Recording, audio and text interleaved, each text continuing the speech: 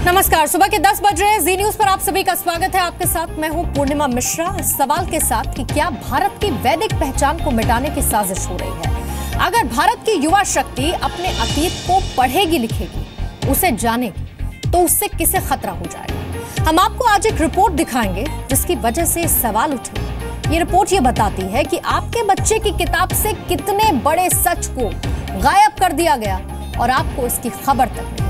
आपको पूरा मामला हम बताते हैं। एनसीईआरटी के 11वीं क्लास के कोर्स में वैदिक इतिहास की पढ़ाई होती थी। चैप्टर 8 में advent of Aryans and the age of Rigveda की पढ़ाई होती थी। चैप्टर 9 में द लेटर वैदिक फेस यानी कि transition to the state and social orders, इसे पढ़ाया जाता था। 2007 में 11वीं क्लास से वैदिक इतिहास का चैप्टर हटा दिया गया। वैदिक चैप्टर हटाने की वजह एनसीईआरटी को भी पता नहीं। आरटीआई के जरिए वैदिक इतिहास को हटाने की जानकारी मांगी गई थी, लेकिन एनसीईआरटी के पास इसका कोई भी जवाब नहीं कि आखिर इसके पीछे की वजह क्या है। आपको यह भी जानना जरूरी है कि आखिर वैदिक इतिहास की पढ़ाई एनसीईआरटी की 11वीं क्लास के कोर्स से कैसे गायब हुई है। साल 2005 में यूपीए सरकार ने नेशनल करिकुलम फ्रेमवर्क का गठन किया। एनसीईआरटी के पाठ्यक्रम को रिव्यू करने के लिए इस कमेटी का गठन किया गया था। तो कमेटी ने 2007 में पाठ्यक्रम से वैदिक इतिहास का चैप्टर ही हटा दिया। एनसीईआरटी की ओर से इस मुद्दे पर जब ये जवाब मिले कि उससे इसकी जानकारी नहीं है, तो हैरानी होना बेहद लाजमी। ऐसे में देश के वैदिक इतिहास के विलन कौन है, इसकी पहचान करना भी जरूरी है। आखिर ये पूरा मामला क्यों है, क्यों और किसने कोर्स से वैदिक इतिहास का चैप्टर हटाया, तफसील से जानने के लिए पहले आप ये रिपोर्ट देखिए।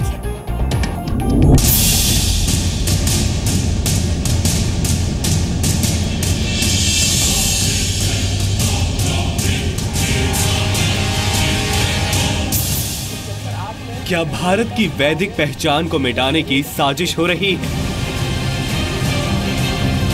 वो कौन है जो नहीं चाहते कि भारत के बच्चे वेदों को जानें, उन्हें समझें?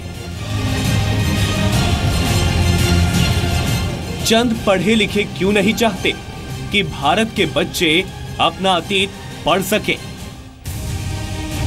ये सवाल देश के स्कूलों में पढ़ाई जा रही एनसीईआरटी की 11वीं क्लास के टेक्स्ट बुक के इन 2 चैप्टर से उठे हैं, जो किताब से अब गायब किए जा चुके हैं।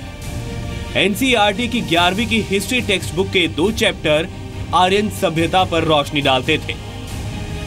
Chapter 8 advent of the Aryans and the age of the Rigveda और chapter 9 the later Vedic phase transition to the state and social orders. लेकिन 2007 में पाठ्यक्रम से दोनों हटा दिए गए। आरटीआई लगाने पर एनसीईआरटी के पास जवाब नहीं है। कुछ विद्यार्थी मेरे पास एक क्वेरी लेकर के आए। वो जानना चाहते थे कि इंट्रोडक्शन, वेदों का इंट्रोडक्शन क्या है, और इसके लिए मैंने उन्हें एनसीईआरटी की बुक सजेस्ट करी। जब वो वापस आए तो उस एनसीईआरटी के इतिहास की किताबों में वैदिक इतिहास नहीं था। मैं सरप्राइज्ड हुआ। उसके बाद हमने खोज करी और जो पाया है वो बहुत ही खतरनाक है, क्योंकि भारतीय इतिहास से वैदिक इतिहास को मिटा देना बहुत बड़ा षड्यंत्र है। इसके पीछे पहले से ही इतिहास की राजनीति चलती रही है और एक वर्ग इतिहासकारों का ऐसा रहा है जो कि वैदिक इतिहास को हिंदू इतिहास समझकर मिटाने के लिए लगे रहे हैं। ललित मिश्रा की आरटीआई के जवाब में एनसीईआरटी नहीं बता पाया कि चैप्टर्स हटाने का नोटिफिकेशन क्यों जारी नहीं हुआ। ये जरूर कहा कि वैदिक इतिहास को पाठ्यक्रम में शामिल करने की फिलहाल उसकी कोई योजना नहीं है।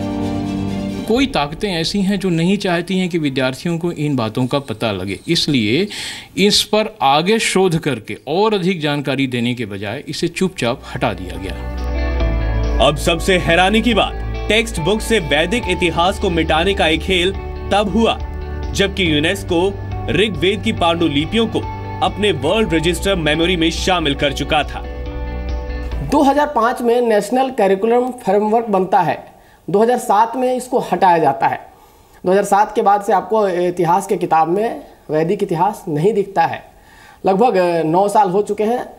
क्या इसको फिर से रिवाइज किया जाएगा, रिव्यू करने का कोई प्लान है सरकार का? क्योंकि वैदिक एक तरह से वैदिक बोर्ड बनाने की एक तरफ मांग उठ रही है। अगर दुनिया में देखें तो आपको दिखाना चाहेंगे कि जिस साल इसको हटाया गया है भारत के एनसीईआरटी के सिलेबस से, उसी साल आप देखें तो यूनेस्को ने इसको मान्यता दी है। यूनेस्को ने अपने शब्दकोश की उसमें इसको मान्यता दी है, ऋग्वेदा के मैन्युस्क्रिप्ट्स को शामिल किया गया है। 2004 में केंद्र में यूपीए की सरकार आने के बाद नेशनल करिकुलम फ्रेमवर्क 2005 का गठन किया गया था, जिसका उद्देश्य था एनसीईआरटी के पाठ्यक्रम को रिव्यू करना। लेकिन रिव्यू के नाम पर सिर्फ वैदिक इतिहास मिटाया गया कि 2005 का पाठ्यक्रम शिक्षा को ध्यान में रखकर नहीं, बल्कि एक बड़े ही राजनीतिक उद्देश्य से बना था। और वो था जो कुछ सन 2000 में किया गया है, जिसको सुप्रीम कोर्ट की पूरी स्वीकृति मिली है, जो परिवर्तन की दिशा में जा रहा है, जिसमें बस्ते का बोझ कम किया जा रहा है, जिसमें इतिहास में जो नए तथ्य आए हैं, वैज्ञानिक दृष्टिकोण से आए हैं, तकनीकी से आए हैं, उन्हें शामिल किया जा रहा है। उस सबको इन्होंने हटाना था और मैं उसको कहता हूं it was a demolition job.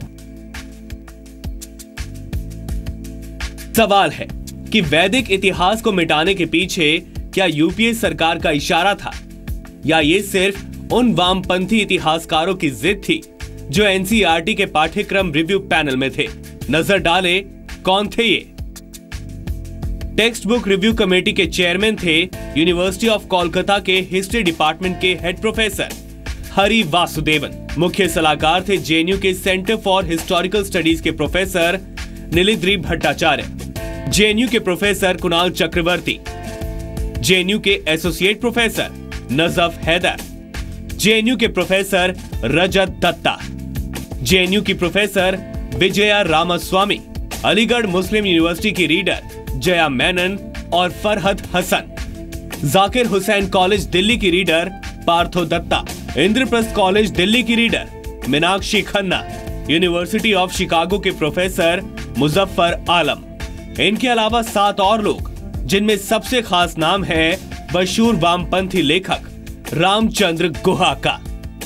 NCERT के पास इसका कोई जवाब नहीं है कि इस पैनल को वैदिक इतिहास के चैप्टर्स पर ऐतराज क्या था। उनकी आपत्तियां रिकॉर्ड में क्यों नहीं है? उसको कमतर करके दिखाना एक उद्देश्य बना रखा है एक वर्ग विशेष ने, और वो वर्ग विशेष चाहता है कि वही विचारधारा सारे देश में बच्चों पर थोपी जाए। वैदिक इतिहास के खिलाफ साजिश के शक की दूसरी भी वजह है। एनसीईआरटी को हर 5 साल में पाठ्यक्रम रिव्यू करना होता है, लेकिन 2005 के बाद से पाठ्यक्रम अभी तक रिव्यू क्यों नहीं हुआ? अगर कहीं कोई है ऐसी बात तो अब शामिल कर लीजिए, अब क्या दिक्कत है? 25 महीने से उनकी सरकार है। आरोप प्रत्यारोप लगाने की बजाय विद्यार्थियों को आधुनिक शिक्षा पर बल दीजिए, उन्हें इतिहास की भी जानकारी हो और भविष्य की भी जानकारी हो, परंतु इन आरोप प्रत्यारोप में वास्तविकता से मुंह मत डालिए। पुरानी सरकार का जवाब ठेठ सियासी है। फिर भी सवाल तो मौजूदा सरकार से भी बनता है कि आखिर कब? अब तो आधा टर्म पूरा होने को है। एचआरडी मंत्रालय का ध्यान क्यों नहीं गया? क्या उन सलाहकारों ने भी सरकार का ध्यान नहीं खींचा जो वैदिक शिक्षा का डंका पीटते हैं? अगर नहीं तो क्यों? अगर हाँ तो फिर ये देर क्यों? रवि त्रिपाठी, जी मीडिया, दिल्ली। वैदिक शिक्षा हटाने पर जी न्यूज के कुछ सवाल भी हैं, वो सवाल भी आपको देखने चाहिए। सवाल यह है कि क्या वैदिक इतिहास के कोर्स को हटाने के पीछे कोई बड़ी साजिश है? क्या वजह है जिस वजह से पाठ्यक्रम से वैदिक इतिहास का चैप्टर हटाया गया?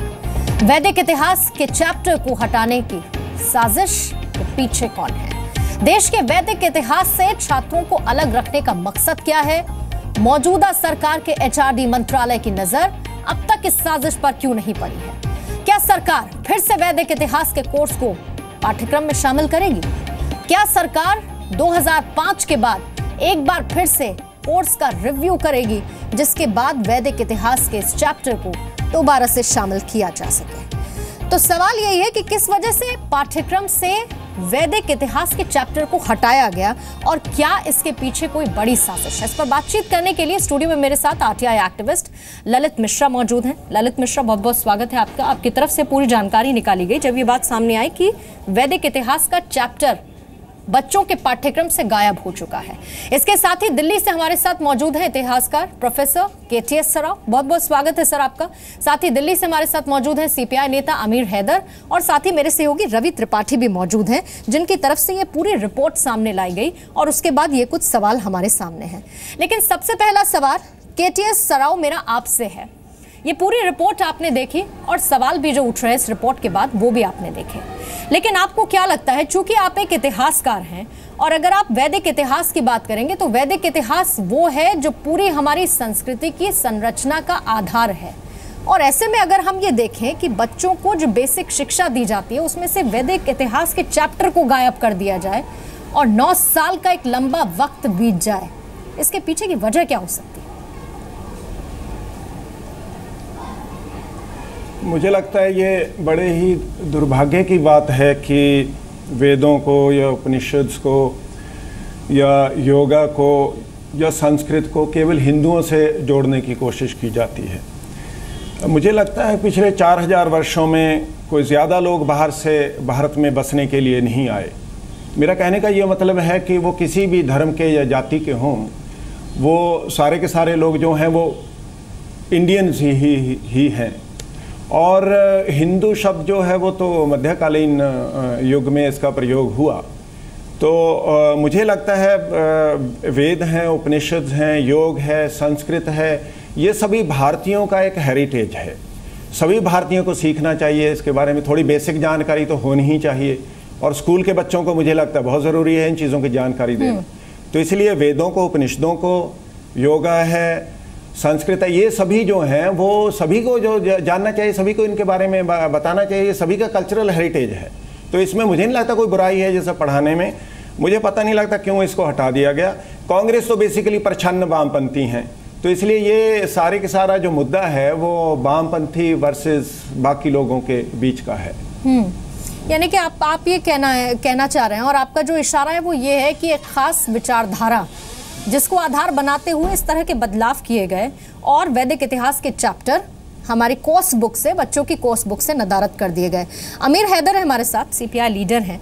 सर, आपको लगता है कि एक खास विचारधारा जिसका इम्पैक्ट इस तरह के एक्शंस में दिखाई देता है, जब हम ये देखते हैं कि जिन चीज़ों को बच्चे 35 साल से पढ़ते हुए आ रहे हैं, हम लोग उस चीज़ को पढ़ते हुए बड़े हुए हैं, अचानक से हम ये देखते हैं कि एक रिव्यू कमेटी का गठन होता है और उसके बाद से वो चीज़ें आपकी कोर्स बुक से गायब हो जाती हैं। बच्चे अब उसे पढ़ नहीं पा रहे हैं, बच्चे इतिहास के बारे में नहीं जान पा रहे, बच्चे आपके संस्कृति के बारे में नहीं समझ पा रहे हैं।